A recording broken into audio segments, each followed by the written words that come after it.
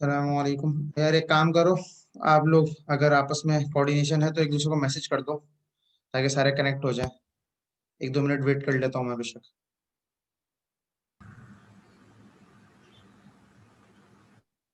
सारे एक दूसरे को मैसेज कर दो जो स्टूडेंट्स कनेक्ट नहीं है पहले थे, ताकि उनकी अटेंडेंस भी कभी प्रॉब्लम ना हो।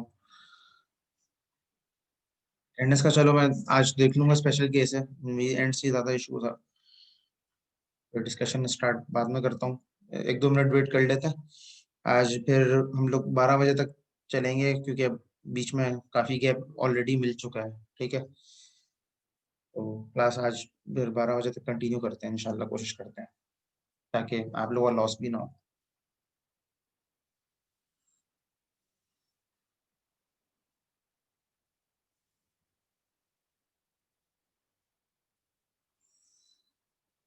हम्म, चले जी कंटिन्यू करें। अच्छा जी, हमारी जो डिस्कशन जहाँ पे स्प्लिट हुई थी वो टाइम शेयरिंग पे हमारी डिस्कशन चल रही थी इस वक्त, जिसको डिस्ट्रीब्यूटेड कंप्यूटिंग भी बोल रहा था मैं। ठीक है, इसके बारे में बस इतना समझ लें, इसका जो कॉन्सेप्ट है वो ये है कि टाइम शेयरिंग बेस्ड सिस्टम का या प्रोसेसिंग का कॉन्सेप्ट ये है कि अगर मिसाल के तौर पे आपके पास, आप क्या करें कि अपने प्रोसेसेस को टाइम वाइज स्प्लिट करते हैं। ठीक है, मिसाल के तौर पे इसकी एग्जांपल यूं हो सकती है कि मिसाल के तौर पे आपने लेट से 10 सेकंड दे दिए आपने एक एप्लीकेशन को कि 10 सेकंड के लिए एप्लीकेशन रन होगी। ठीक है, और 10 सेकंड में अगर वो जॉब कंप्लीट हो गई तो ठीक है, नहीं होगी तो उस जॉब को वहीं पे हम स्टॉप करेंगे। ठीक है, पॉज कर देंगे, वेटिंग कंडीशन में डाल देंगे और नेक्स्ट जॉब स्टार्ट कर देंगे।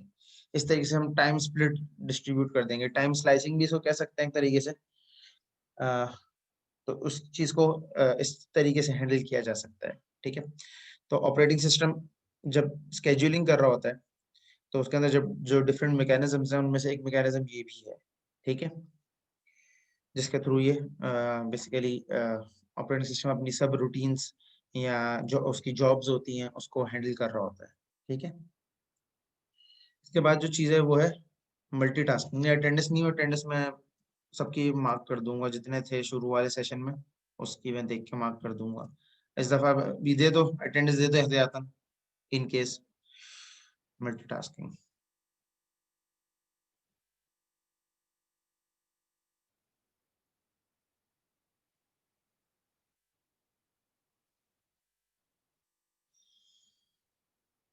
मल्टीटास्किंग क्या है? सिंपल, जिसका रूल है, जो मल्टीटास्किंग होती है क्या होती है कि एट अ टाइम, मिसाल के तौर पे एट अ सिंगल इंस्टेंस आप मल्टीपल जॉब्स अगर कंप्यूटर को दे दें, ठीक है, या मशीन को दे दें, तो वो उन सारी जॉब्स को एक साथ परफॉर्म कर सके। ठीक है, मिसाल के तौर पे अभी मैं मल्टीटास्किंग कर रहा हूँ कि मेरा जूम भी चल रहा है, जूम के बैकग्राउंड में और भी यूटिलिटीज चल रही हैं। ठीक है, या मैं जूम के अंदर ही, एक जूम चल रहा है, जूम के साथ ये व्हाइट बोर्ड भी यूज कर रहा हूँ, व्हाइट बोर्ड के ऊपर मैं काम कर रहा हूँ। तो ये डिफरेंट बेसिकली टास्क हैं जो कि एट अ टाइम परफॉर्म हो रहे हैं। ठीक है, तो ये भी एक फीचर है हमारे ऑपरेटिंग सिस्टम का कि जब हम जो हमारा ऑपरेटिंग सिस्टम में मल्टीटास्किंग होता है। ठीक है, यानी अगर ये नहीं होता कि एट अ टाइम वो एक ही टास्क करेगा, तो एक टास्क कर रहा है तो दूसरा टास्क वो नहीं कर सकता, ऐसा नहीं है। मिसाल के तौर पर अभी मैं गूगल क्रोम भी खोल दूँ, ये फाइल एक्सप्लोरर भी खोल दूँ और माइक्रोसॉफ्ट एज भी खोल दूँ, सारी चीजें एक साथ खोल दूँ तो वो खुल जाएंगी। मल्टीटास्क मैं परफॉर्म कर सकता हूँ। इसी तरीके से मल्टीपल एप्लीकेशंस नॉर्मली हम लोग रन भी कर रहे होते हैं, ठीक है, जैसे मैंने प्रीवियसली कहा, या बैकग्राउंड में एप्लीकेशंस बहुत सारी होती हैं। मिसाल के तौर पे जिस तरीके से अगर मैं अपने लैपटॉप के लिहाज से बताऊं या अपने सिस्टम के लिहाज से बताऊं, तो ब्लूटूथ सेंसर ऑन है अभी, इसी तरीके से फायरवॉल सिस्टम ऑन है, इसी तरीके से ग्राफिक्स का सिस्टम ऑन है, इस तरीके से जूम चल रहा है और स्काइप बैकग्राउंड में चल रहा है। तो इस तरीके से हम लोग मल्टीटास्किंग बेसिकली कर रहे होते हैं कि एट अ रन टाइम या जो हमारा ऑपरेटिंग सिस्टम चल रहा है उसमें हम multiple task at a time कर सकें। ठीक है, इसके अलावा एक और टेक्निक है या एक और अप्रोच है जिसको कहते हैं, interactive, sorry, processing, interactive processing को भी आप एक तरीके से ज्यादा बेहतर समझने का तरीका क्लाउड की ही एग्जांपल में कंटिन्यू करूंगा कि इंटरेक्टिव प्रोसेसिंग में हम क्या करते हैं कि हमारे पास रिमोट टर्मिनल्स होते हैं। रिमोट मतलब कि उनकी कोई लोकेशन कहीं पे भी हो सकता है वो, ठीक है। और टर्मिनल ऐसी डिवाइस को बोला जाता है जो कि डेटा पास कर सकती है, डेटा रिसीव कर सकती है, डेटा खुद प्रोसेस नहीं कर सकती, ठीक है।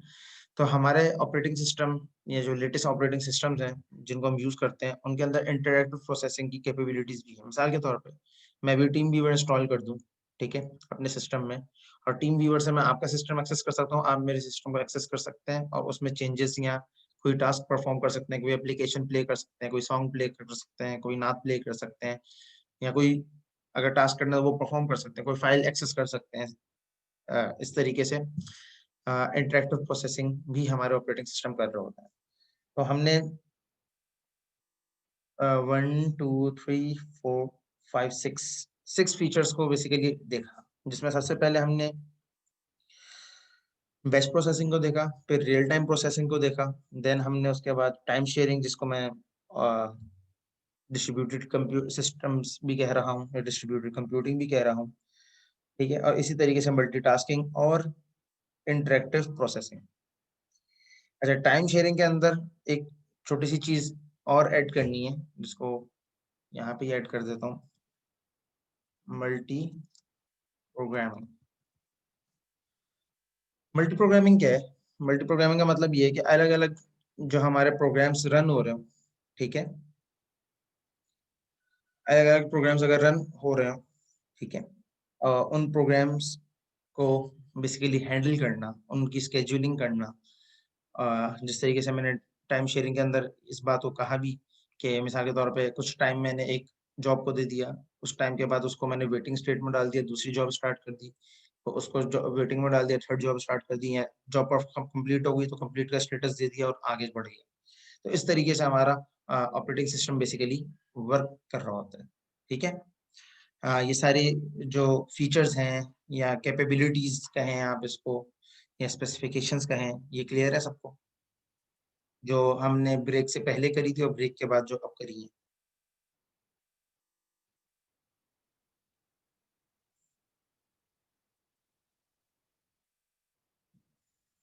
बता दें, मैं आपसे पूछ रहा हूँ, आवाज देर से आ रही है क्या? जूम रिस्पॉन्स शायद देर देर से दे रहा होगा। रियल टाइम प्रोसेसिंग का मैंने ये कहा कि रियल टाइम प्रोसेसिंग ये है, मिसाल के तौर पे, कि अगर मेरे पास मल्टीपल सोर्सेज से डाटा आ रहा है, ठीक है, तो उस मल्टीपल सोर्सेज से डाटा आने की वजह से ये ना हो कि मेरा डाटा प्रोसेसिंग का टाइम एक्सटेंड हो जाए, तो उसको वो जैसी डाटा साथ साथ आ रहा है उसको प्रोसेस करता रहे, ये रियल टाइम प्रोसेसिंग है इन शॉर्ट, ठीक है।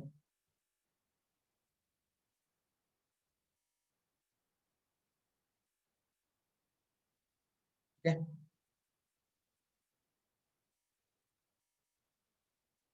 इंटरेक्टिव प्रोसेसिंग के बारे में मैंने ये कहा कि इंटरेक्टिव प्रोसेसिंग को आप समझ लें कि ऐसी प्रोसेसिंग जिसमें इंटरेक्शन हो, ठीक है।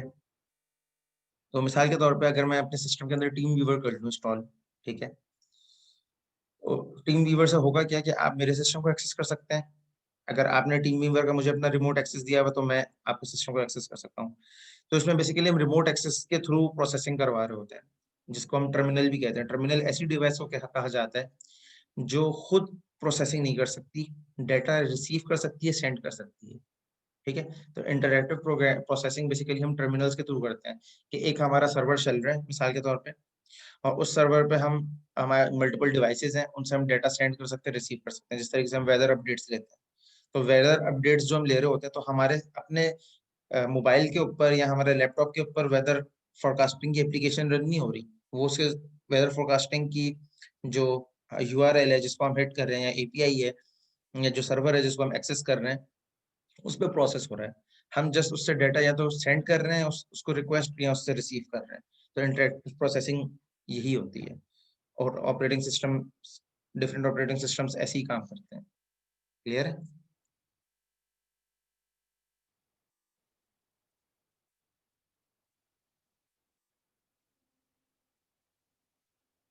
ओके, चलिए जी। अब एक छोटी सी चीज इसको पहले क्लियर कर लेता हूँ, ठीक है। हायरार्की समझ लेते हैं सॉफ्टवेयर्स की, या आप ये कह लें ऑपरेटिंग सिस्टम। अगर हम देखें सॉफ्टवेयर्स के स्कोप में, तो वो कहाँ लाया करता है। हायरार्की की मैंने स्पेलिंग गलत लिख दी। हम्म, हम्म, हम्म।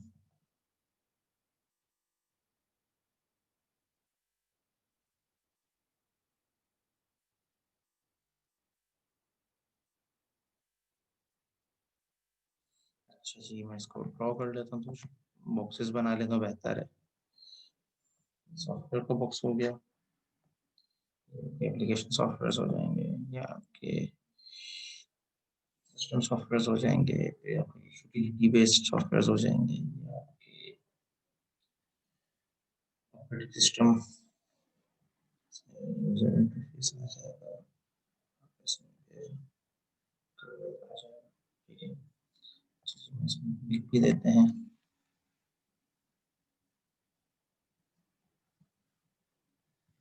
सॉफ्टवेयर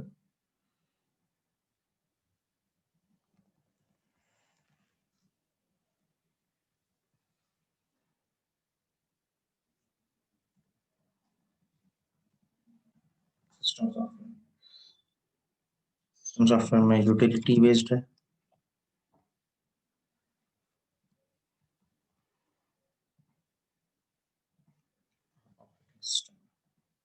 ऑपरेटिंग सिस्टम में हमें दो कंपोनेंट्स हैं, यूआई है। अच्छा, हायरार्की का मतलब होता है ट्री।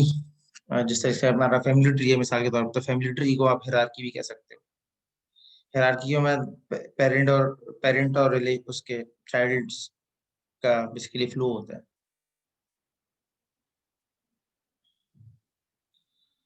तो सॉफ्टवेयर क्या होता है, आप लोग को माइंड में क्या है सॉफ्टवेयर के बारे में, सॉफ्टवेयर किस चीज को कहा जाता है। अगर आपसे पूछा जाए कि सॉफ्टवेयर क्या है, तो आप क्या क्या आप कहेंगे इसके बारे में।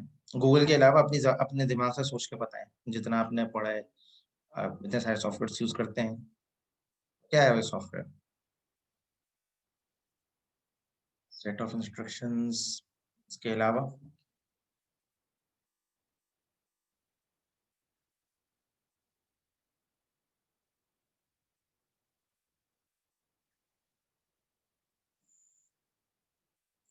वाहिब, अटेंडेंस आप दे दो चैट पे।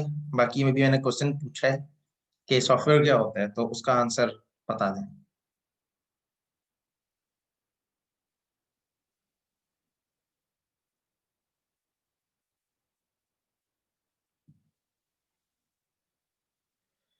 Software basically is a piece of code that can perform any specific task, ठीक है। ऐसा पीस ऑफ कोड जो कोई टास्क परफॉर्म कर सके, उसको हम सॉफ्टवेयर कहते हैं, ठीक है। और ऐसा कोई भी दुनिया में सॉफ्टवेयर नहीं है जो सारे काम एक साथ कर सके, ऑल इन वन शो नहीं होता। ऑल इन वन सॉफ्टवेयर कोई भी नहीं होता। एप्लीकेशन स्पेसिफिक या प्रॉब्लम स्पेसिफिक सॉफ्टवेयर होते हैं, ठीक है। सॉफ्टवेयर की दो मेजर कैटेगरीज हैं, या मेन कैटेगरीज हैं। One is application software and second one is system software. Application software में हमारे मल्टीमीडिया के जितने भी सॉफ्टवेयर आते हैं वो आ जाएंगे। मिसाल के तौर पे विंडोज मीडिया प्लेयर है, ये गूगल क्रोम ब्राउजर है, ठीक है। ये सारे एप्लीकेशन सॉफ्टवेयर है, कैलकुलेटर है, गेम है, ये सारे एप्लीकेशन सॉफ्टवेयर में आते हैं। इसी के अगेंस्ट जो दूसरी टाइप है सिस्टम सॉफ्टवेयर की है।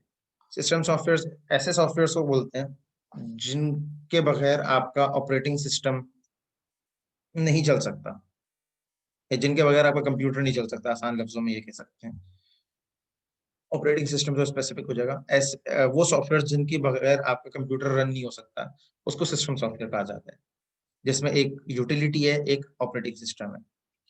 यूटिलिटी का मतलब आपका बायोस है। जिस तरीके से हम पावर बटन प्रेस करते हैं, तो जो हमारा मदरबोर्ड पावर ऑन होता है, हमारा ऑपरेटिंग सिस्टम ऑन होता है, ये सारी चीजें ऑन होती है, बूस्ट होती हैं। तो इन सारी चीजों की responsibility utility based system software की होती है, ठीक है। जिसमें आपके सबसे इम्पोर्टेंट या मेजर कहें आप, वो बायोस है।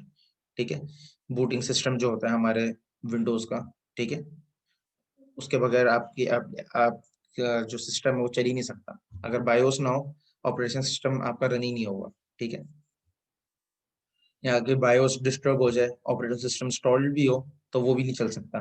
ठीक है, वो एरर देता है, डिफरेंट चीज है। इसी तरीके से जो सिस्टम सॉफ्टवेयर की दूसरी टाइप है, वो ऑपरेटिंग सिस्टम है। ठीक है, जिनको हम डिस्कस कर रहे हैं, तो ऑपरेटिंग सिस्टम के अंदर दो मेजर कंपोनेंट्स होते हैं। एक तो उसका यूजर इंटरफेस होता है, जिसको यूआई लिखा हुआ है। ठीक है, यूजर इंटरफेस कहते हैं इसको। And second one is kernel. मेरी आवाज मुजम्मिल आ रही है? मेरी आवाज तो अभी क्लियर चल रही है, बाकी सबको तो आ रही है। मुजम्मिल, आपको आ रही है? वरना अगर नहीं आई तो रिकनेक्ट करके देखो। फिर अब तो मैं वाईफाई पे हूँ, तो वो मोबाइल डेटा पे नहीं हूँ। ओके, चलें। तो ऑपरेटिंग सिस्टम के अंदर दो कंपोनेंट्स होते हैं। ठीक है, one is user interface and second one is kernel. ठीक है, कर्नेल को आप आसान लफ्जों में ऑपरेटिंग सिस्टम का कंट्रोल यूनिट कह सकते हैं। ठीक है, और कंट्रोल यूनिट का काम क्या था? जब हमने कंप्यूटर आर्किटेक्चर पढ़ा, तो हमें पता था कि कंप्यूटर को जब भी हम इंस्ट्रक्शंस देते हैं या कोई भी इंस्ट्रक्शन दी जाती है, तो वो इंस्ट्रक्शन सबसे पहले कंट्रोल यूनिट के पास जाती है, कि फिर वो उसको आइडेंटिफाई करता है किस टाइप की बेसिकली आपकी वो है, ये एफए की क्लास।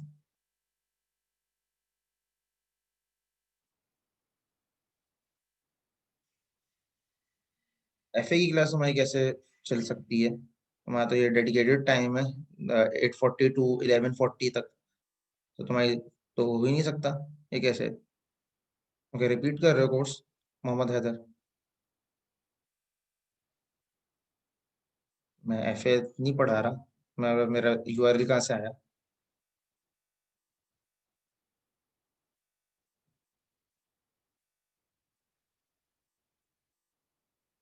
अभी मैं डबल आई सी डी की क्लास पढ़ा रहा हूँ। अगर आपकी क्लास नहीं है तो आप छोड़ के जा सकते हो।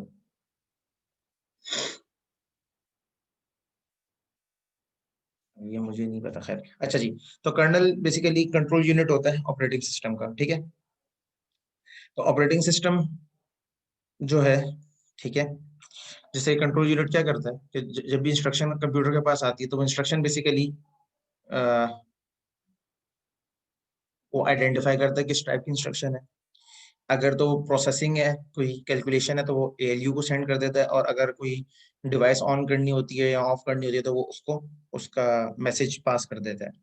तो सिमिलरली कर्नल भी ऑपरेटिंग सिस्टम के अंदर यही काम कर रहा होता है, कि जितनी भी users basically computer operating system के साथ इंटरेक्शन कर रहे होते हैं, कि कौन सी चीज ओपन करनी है, चीज ओपन कर दो, क्लोज कर दो, कोई चीज, जो जितने भी हम काम करते हैं ऑपरेटिंग सिस्टम के अंदर, वो सारे के सारे कर्नल बेसिकली मेंटेन कर रहा होता है, उसको देख रहा होता है। ठीक है, तो आप ये कह सकते हैं कि ऑपरेटिंग सिस्टम का जो ब्रेन सॉर्ट ऑफ होता है, वो बेसिकली कर्नल होता है। यूएल नहीं है, यूआई है। UI, user interface. भाई, जो आप देख रहे हो ये यूजर इंटरफेस है, यूएल नहीं है, यूआई है। ठीक है वाहिब, मैंने पढ़ लिया वाहिब, सही है।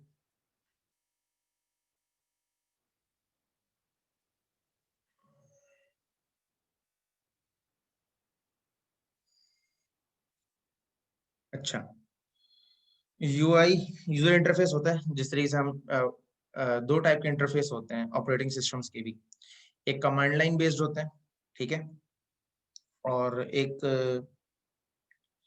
आपके जीयूआई बेस्ड होते हैं। ठीक है, तो कमांड लाइन बेस्ड जो ऑपरेटिंग सिस्टम्स होते हैं, ठीक है, जिस तरीके से लिनक्स है, यूनिक्स है, command line based operating system है। या इनके कुछ वर्जन आप ये कह सकते हैं कि वो कमांड लाइन बेस्ड है, उसके बाद वो है। ठीक है, तो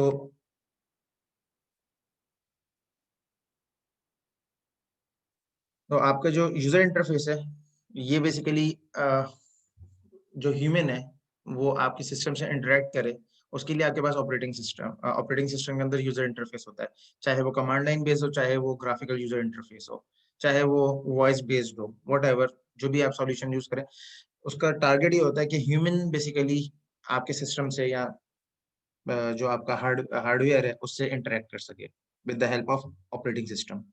ठीक है, तो ये बेसिकली हायरार्की है आपके सॉफ्टवेयर की। और ओएस आप अगर आप जानना चाहें किस हायरार्की में कहाँ लाया करता है, तो सॉफ्टवेयर्स में, सिस्टम सॉफ्टवेयर्स में ओएस आता है। ठीक है, यहाँ तक क्लियर है? यहाँ तक किसी कोई क्यूरी, कोई क्वेश्चन तो नहीं है?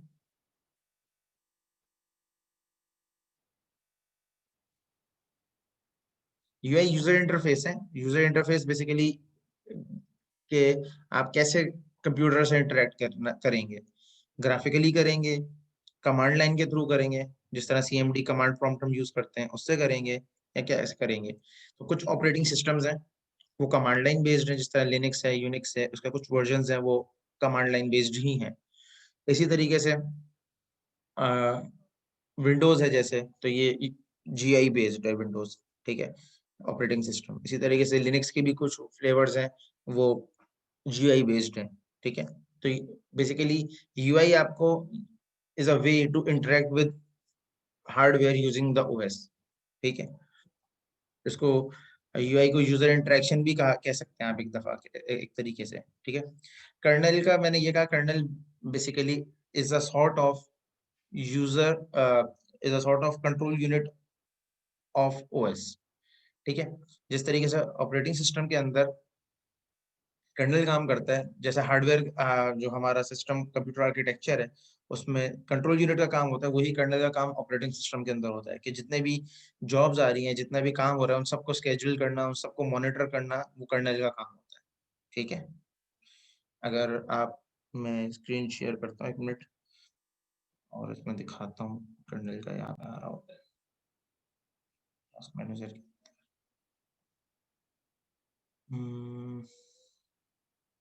यहाँ पे आ रहा होता था,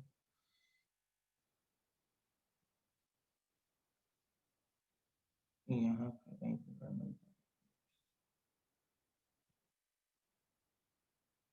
ये मेमोरी है डिस्क, तो ये सारी चीजें जो बेसिकली हैंडल हो रही हैं, या आप ये जो सारे रिसोर्सेज देख रहे हो जो यूटिलाइज हो रही है, सारी बेसिकली आपका जो कर्नल है वो कर रहा है। ठीक है,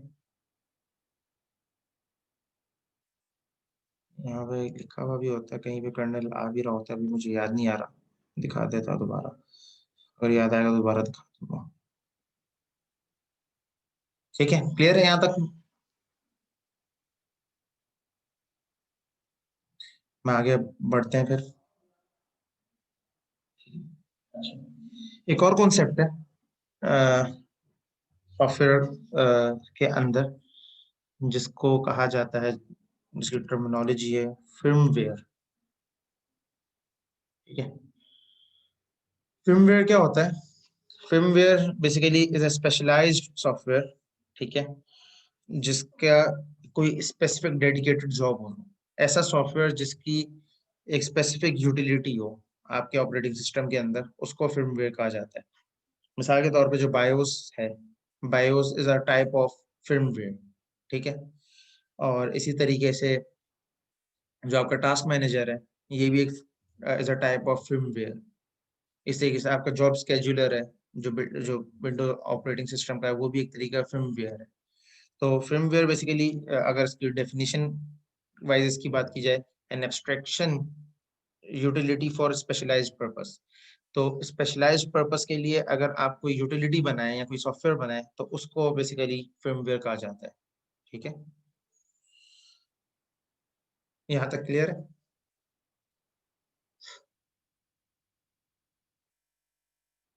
फर्मवेयर समझ आ गया?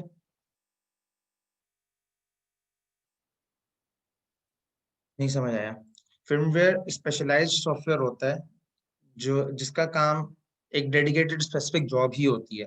ठीक है, मिसाल के तौर पे जो बायोस है, ठीक है, तो बायोस का जो सॉफ्टवेयर है, ठीक है, जो यूटिलिटी है, उसका काम क्या है कि सिस्टम को बूट करना, उसके अलावा उसका कोई काम नहीं है।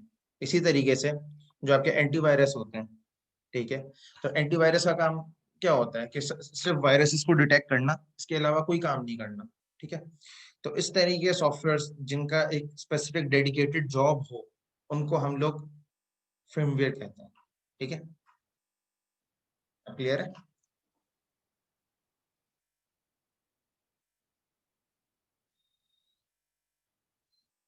अच्छा जी, आगे बढ़ते हैं, प्रोसेस के ऊपर आते हैं, ठीक है। अब हमने ये कह लें, अब हमने टॉप लेवल के ऊपर अपनी अंडरस्टैंडिंग स्टेब्लिश कर ली कि एट टॉप लेवल हमारा जो ऑपरेटिंग सिस्टम है वो क्या है, ठीक है, उसके फीचर्स क्या हैं, ठीक है। इसके अलावा उन फीचर्स को कैसे कैसे, उनमें कौन कौन सी कैपेबिलिटीज कह लें आप वो हैं, हायरार्की हमने व्यू कर ली, और डिफरेंट टाइप ऑफ सॉफ्टवेयर को डिस्कस कर लिया। अब इन डेप्थ इसको और थोड़ा सा एक्सप्लोर करते हैं, ठीक है। ये मैं कर दूं, और इसके लिए सबसे पहले इम्पोर्टेंट जो एस्पेक्ट है, उस प्रोसेस को समझना है, ठीक है, कि प्रोसेस क्या होता है और उसकी स्टेट्स क्या होती हैं, उसको कैसे हम यूज करते हैं, कैसे हैंडल करते हैं, एक्स वाई जेड। तो प्रोसेस बेसिकली, जब आपका कोई ना कोई भी प्रोग्राम या एक्टिविटी रन हो रही होती है कंप्यूटर के अंदर, ठीक है, तो जो प्रोग्राम की एग्जीक्यूशन है, ठीक है, या किसी भी एक्टिविटी की एग्जीक्यूशन है, उसको प्रोसेस कहा जाता है। और ऑब्वियसली जो प्रोसेस होता है वो ऑपरेटिंग सिस्टम के कंट्रोल इन्वायरमेंट के अंदर हो रहा होता है। यानी अगर इसको मैं ड्रॉ करके रिप्रेजेंट करना चाहूँ तो उसको यूं कहा जा सकता है एक तरीके से कि ये आपका ऑपरेटिंग सिस्टम है,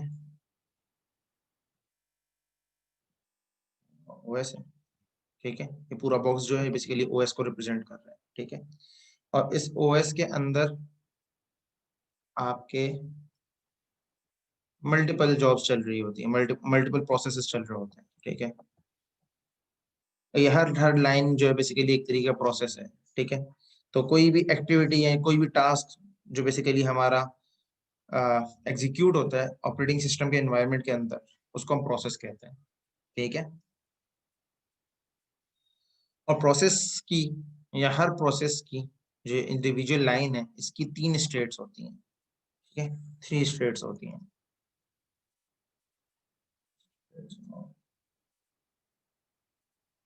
प्रोसेस कह लें, प्रोसेस कह लें, वट एवर प्रोसेस कह लें बेहतर है, ठीक है। Number 1 is ready state. Ready state का मतलब ये है कि आपका जो प्रोसेस है वो एग्जीक्यूशन के लिए रेडी है और एग्जीक्यूट हो रहा है। सेकेंड वन इज वेटिंग, ठीक है। वेटिंग क्या है? वेटिंग, अगर मिसाल के तौर पे आपका जो प्रोसेस है उसको कोई एक रिसोर्स चाहिए और वो रिसोर्स अभी फिलहाल बिजी है, ठीक है, तो वो रिसोर्स बेसिकली के लिए वेट करेगा प्रोसेस आपका। मिसाल के तौर पे मैंने 2-3 सॉफ्टवेयर एक साथ खोल दिए, ओपन कर दिए, ठीक है, तो वो थोड़ा सा टाइम लेता है। पहला सॉफ्टवेयर हो सकता है जल्दी खुल जाए, उसके बाद सेकंड खुलेगा, फिर थर्ड ओपन होगा, या एक पहले ओपन हो गया, 2 एक साथ ओपन हो गए, ठीक है। तो वो प्रोसेस बेसिकली जब एग्जीक्यूट होगा, ठीक है, एग्जीक्यूशन हो रही होगी उसकी, तो अगर वो डिवाइस जिसके थ्रू उसने एग्जीक्यूट होना है, ठीक है, वो बिजी है, या वो यूटिलिटी बिजी है, या वो हार्डवेयर पीस बिजी है, तो मेरा प्रोसेस वेटिंग स्टेट पे चले जाएगा, ठीक है। थर्ड होती है हॉल्ट। हॉल्ट कंडीशन या हॉल्टिंग स्टेट भी कह सकते हैं इसको। ये सिमिलर टू वेटिंग स्टेट ही होती है। इसको डिफरेंशिएट मैंने इसलिए किया है कि जिस तरीके से कभी कभार सिस्टम हमारा हैंग हो जाता है, ठीक है, या हैंग होने की उस हैंग होना शुरू हो जाता है हैवी सॉफ्टवेयर जब हम चलाते हैं, या किसी भी वजह से, या कोई हैवी कंप्यूटेशन टास्क हम दे दें, जैसे मिसाल के तौर पर कोई हैवी ग्राफिक गेम चला दें और जीपीयू हमारे सिस्टम में ना हो, ठीक है, तो अगर वो चल भी जाए तो वो बहुत स्लो चलता है और बहुत रुक रुक के चल रहा होता है, ठीक है। तो इस टाइप की कंडीशन को हॉल्टिंग स्टेट कह सकते हैं। हॉल्ट वैसे कहते हैं किसी चीज का रुक जाना, ठीक है, एक चीज चल रही है, एक फ्लो उसका चल रहा है, अचानक से वो स्टॉप हो गया, ठीक है। तो हॉल्टिंग की बहुत सारी वजूहात होती हैं, ठीक है, जिसमें से एक वजह इंटरप्शन भी होती है, ठीक है। इंटरप्ट या इंटरप्शन कह सकते हैं उसे, ठीक है।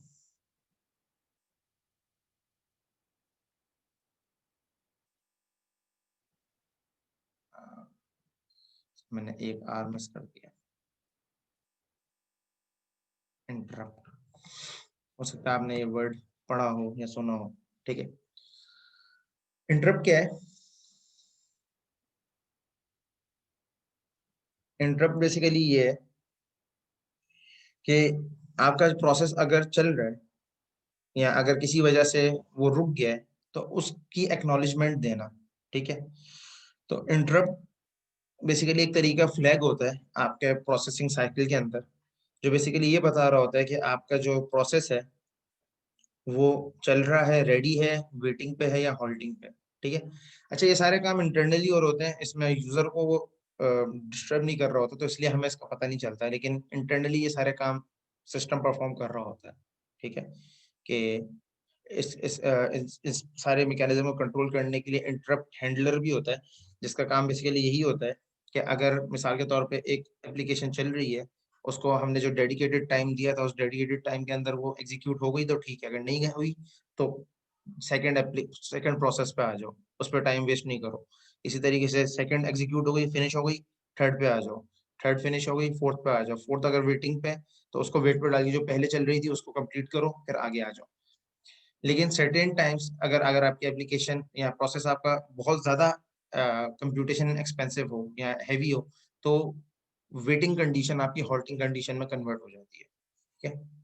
और हॉल्टिंग का मतलब ये कि आपका सिस्टम बिल्कुल हैंग हो जाए, मैं बिल्कुल स्टॉप हो जाए, कुछ भी नहीं करे, ठीक है। मिसाल के तौर पे काफी टाइम से अगर आप लैपटॉप को रीस्टार्ट ना कर रहे हो या सिस्टम को रीस्टार्ट ना कर रहे हो और हाइबरनेट मोड पे या स्लीप मोड पे बार चला रहे हो 1 वीक से या 2 वीक से, तो सिस्टम आपका आहिस्ता आहिस्ता बहुत स्लो वर्किंग कर रहा होता है, क्योंकि उसके पीछे जितने भी प्रोसेसेस चल रहे होते हैं वो बेसिकली वेटिंग कंडीशन क्रिएट कर रहे होते हैं, और उसकी वजह से आपके सिस्टम की जो न्यू एप्लीकेशंस भी आप रन कर रहे होते हैं वो भी आहिस्ता आहिस्ता स्लो डाउन हो रही होती है। तो फिर जब आप उसको रिस्टार्ट करते हैं तो वो रिबूट होता है, तो वो सारी रैम आपकी क्योंकि वॉलेटाइल में होती है तो वो वैनिश हो जाती है, तो फिर बिल्कुल वो फ्रेश हो जाता है, तभी वो फिर सिस्टम बिल्कुल सही से काम कर रहा होता है। अगर आपने इस चीज का नोटिस नहीं किया तो आज आज से करके देख लें एक हफ्ता, तो आप लोग खुद नोटिस कर लेंगे। मैंने तो इसको बारह बारहा नोटिस किया है कि अगर मल्टीपल टाइम्स हाइबरनेट पे 1-2 हफ्ते चला हो तो उसके बाद सिस्टम स्लो डाउन हो जाता है, फिर उसको रिस्टार्ट करो फिर सही चल रहा होता है, ठीक है। तो ये चीज क्लियर है। इंटरप्ट हैंडलर की मैं एक और एग्जांपल भी ड्रॉ करके दिखा देता हूँ, ज्यादा बेहतर होगा। बाकी सब क्लियर है तो आगे इंटरप्ट हैंडलर की देख लेते हैं।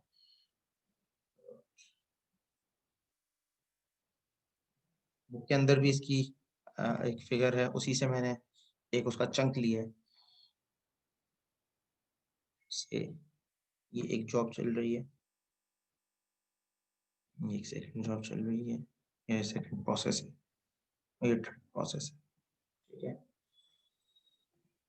अच्छा जी, ये जो इसकी जो बाउंड्री है ये बेसिकली इसका टाइम टाइम फ्रेम या टाइम स्लाइस है, ठीक है, जो कि मिली सेकेंड्स में होता है, ठीक है। और इसी तरीके से अगर इस डेडिकेटेड टाइम स्लाइस में, ठीक है, अगर आपकी एप्लीकेशन रन नहीं हो रही या कंप्लीट फुलफिल नहीं हो रही, तो हम क्या करेंगे कि हम इस एप्लीकेशन को प्रोसेस चेंज कर देंगे। यानी हम क्या करेंगे कि जो हमारी एप्लीकेशन अगर ये ज़्यादा टाइम दे रही है तो हम इसको वेटिंग पे डाल देंगे और प्रोसेस स्विचिंग कर देंगे। प्रोसेस स्विचिंग भी इसको कहते हैं, मिली सेकेंड, MS मीन्स मिली सेकेंड, और प्रोसेस स्विचिंग भी कहते हैं, सो कॉन्टेक्स्ट स्विचिंग भी कहते हैं। ये दोनों वर्ड्स यूज होते हैं। ये बेसिकली क्या है कि आपके जो एक एप्लीकेशन चल रही है अगर वो सही नहीं चल रही, ठीक है, टाइम स्लाइस जो डेडिकेटेड टाइम दिया था उस पर नहीं हुई, तो आप एक इंटरप्ट आएगा। इंटरप्ट बेसिकली क्या करेगा कि इसका जितना काम हो गया है, ठीक है, या जितनी ये एग्जीक्यूशन या जितनी प्रोसेसिंग थी वो हो गई है, उस प्रोसेसिंग के रिजल्ट को सेव करेगा और उसको वेटिंग स्टेट पर डाल के न्यू प्रोसेस पे चले जाएगा। तो इसको लेट से हम कह सकते हैं ये प्रोसेस 1 है, प्रोसेस 1 कर देते हैं इसको। ये प्रोसेस 2 है और ये प्रोसेस 3 है। लेट से हम 3 प्रोसेस के ऊपर काम कर रहे हैं। तो टाइम स्लाइस इसका अगर खत्म हो गया और इसने सॉल्व पूरी हो गई तो ठीक, नहीं हुई तो इंटरप्ट आएगा इस पॉइंट के ऊपर। ठीक है, जो पॉइंट है यहाँ पे इंटरप्ट आएगा, ये जो लाइन है।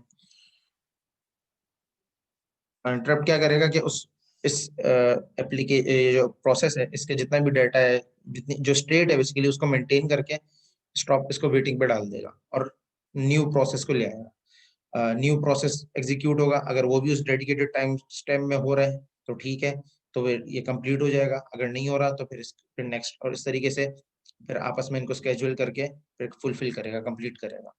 ठीक है, इस तरीके से बेसिकली आपका इंटरप्ट हैंडलर काम करता है।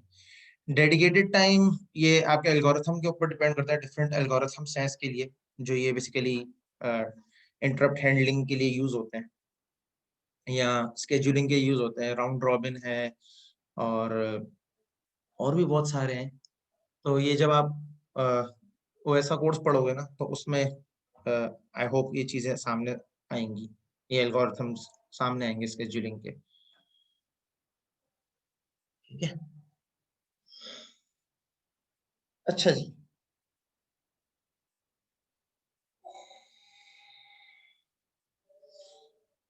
इसको क्लियर कर देते हैं, आगे बढ़ते हैं। एक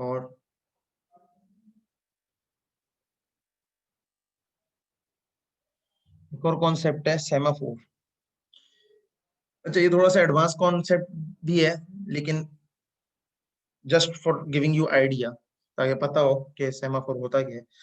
जब भी हम मल्टीटास्किंग कर रहे होते हैं, और मल्टीटास्किंग जब हम कर रहे हो टाइम बेस्ड के ऊपर, ठीक है, मिसाल के तौर पे जिस तरीके से अभी अभी हमने इंटरप्ट हैंडलर वाली एग्जांपल को देखा, ठीक है, तो उसमें हम क्या कर रहे थे कि टाइम बेस के ऊपर हम लोग कॉन्टेक्स्ट स्विचिंग कर रहे थे।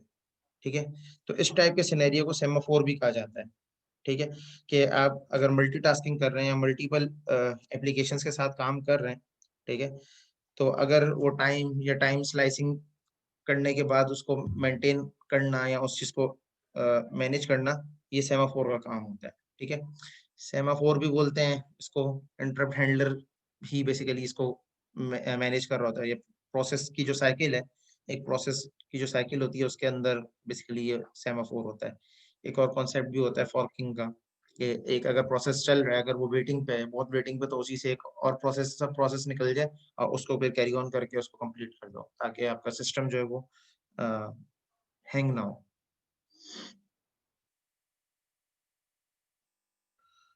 इसी तरीके से सेमाफोर का जो काम है, वो फायदा क्या है अगर सेमाफोर को हम यूज कर रहे हैं, तो सेमाफोर का जो बेनिफिट है यूज करने का वो ये है कि सेमाफोर को यूज करके हम स्केड्यूलिंग बेहतर बना सकते हैं। जो हमारी टाइम शेयरिंग है, टाइम स्लाइसिंग वाली जो बात है, उसको हम बेहतर कर सकते हैं। ठीक है, तो उस एप्लीकेशन को या उस चीज को मल्टीपल या ऐसे एनवायरनमेंट में जहाँ पे हमारे पास शेयर्ड रिसोर्सेज हो, ठीक है, रिसोर्सेज हमारे आपस में शेयर हुई हुई हो। जैसे मिसाल के तौर पर बीच में मेरे सिस्टम में 4 कोर्स है, तो 4 कोर्स शेयर हुए हैं। ठीक है, एक कोर फॉर एग्जांपल लेट से एक एप्लीकेशन पे काम कर रहा है, सेकंड कोर सेकंड एप्लीकेशन पे काम कर रहा है, थर्ड थर्ड पे कर रहा है, फोर्थ फोर्थ पे कर रहा है।